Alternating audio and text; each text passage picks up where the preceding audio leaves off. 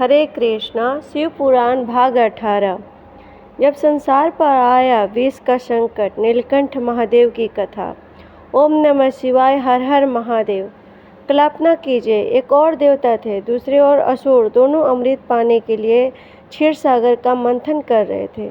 मदरांचल पर्वत मथानी बना और वासुकी नाग रसी। मंथन शुरू हुआ। समुद्र में भयंकर हलाहल होने लगी। एक के बाद एक अद्भुत वस्तुएं प्रकट होने लगी।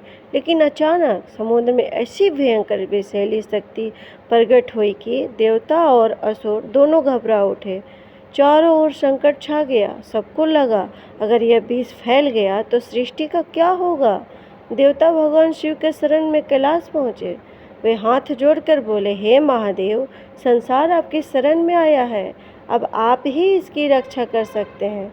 कैलाश पर भगवान शिव ने देवताओं की पुकार सुनी। महादेव जानते थे कि उस विष को रोकना कितना कठिन है, फिर भी उन्होंने संसार के कल्याण के लिए उसे अपने भीतर धारण करने का निश्चय किया।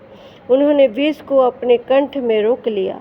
तभी माता पार्वती ने महादेव का हाथ थाम लिया और विष को उनके शरीर में फैलने से रोक दिया।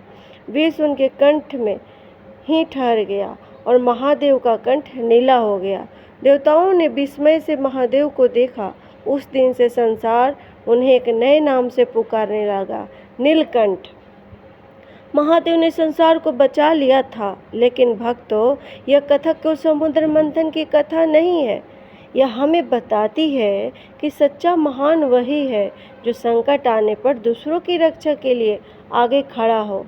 इसीलिए भगवान शिव को देखकर भक्त कहते हैं, जिसके सिर पर चंद्रमा है, जिसके जटाओं में गंगा है और जिसके कंठ में संसार का विष है, वह मेरे भोलेनाथ है। लेकिन कहानी अभी समाप्त नहीं हुई है।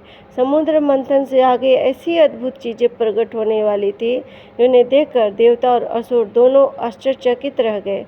और फिर अमृत का कलश सामने आया। लेकिन सवाल था, अमृत मिलेगा किसे, देवताओं को या असुरों को। और तभी भगवान विष्णु ने धारण किया एक ऐसा रूप जिसे देखकर पूरी सभा स्तंभ रह गई। अगले भाग में सुनिए मोहिनी रूप की अद्भुत कथा। हर हर महादेव। ओम नमः शिवाय। हरे कृष्णा। हरि बोल।